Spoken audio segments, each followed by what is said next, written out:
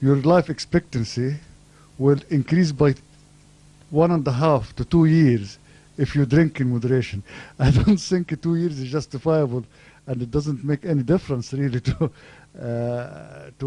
It's not a promotion for alcohol itself. I agree, but there are various reports as a result of various investigations held by different people.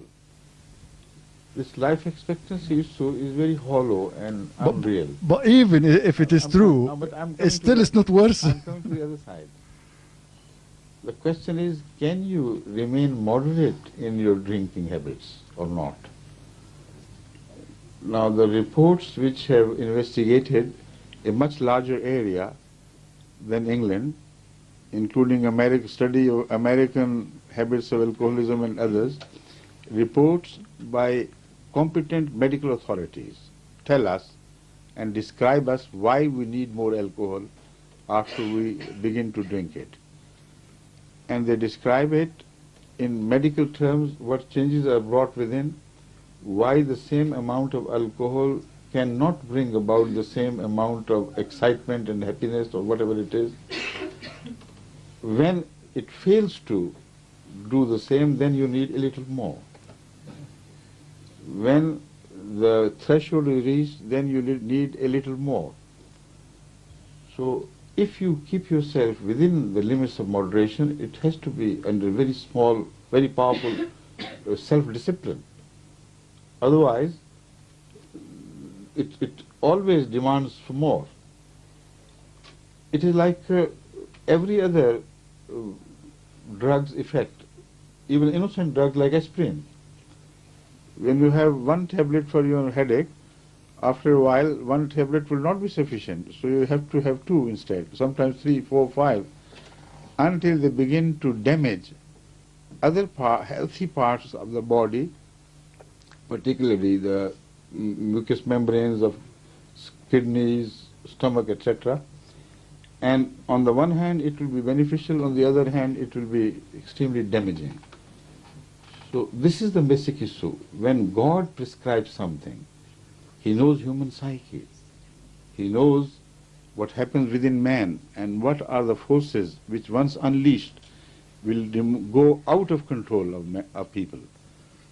Alcoholism is one such thing.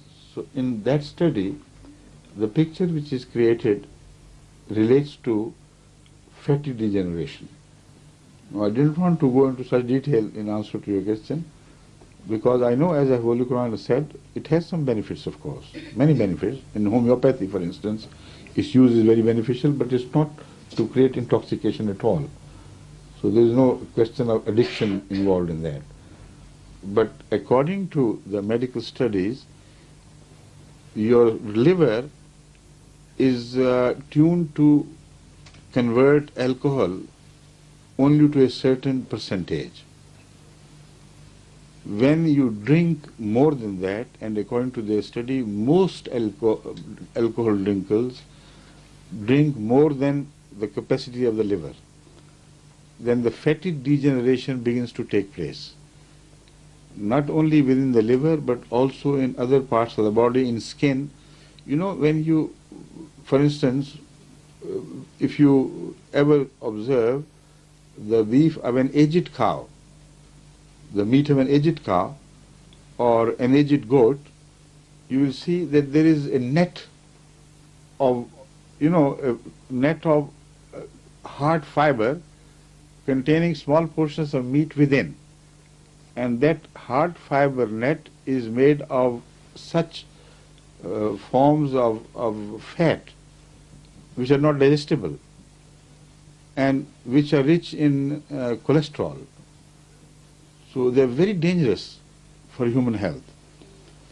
So this is the actual report study of the doctors who covered a very large field of alcohol drinkers, and they have published these reports that most liver diseases of modern times and most heart diseases of modern times are genuinely to be blamed on alcohol, drinking habits of alcohol. But that's not the only factor. If I enter this area of debate, I should also tell you that there are some other factors which offset the bad effect of this, and overall the whole life pattern has to be studied. For instance, the Italians and the Spanish, they also drink a lot of alcohol, but incidence of heart disease there is much less than that in the northern Europe, because there are other eating habits which either compound the bad effects of alcohol or decrease that.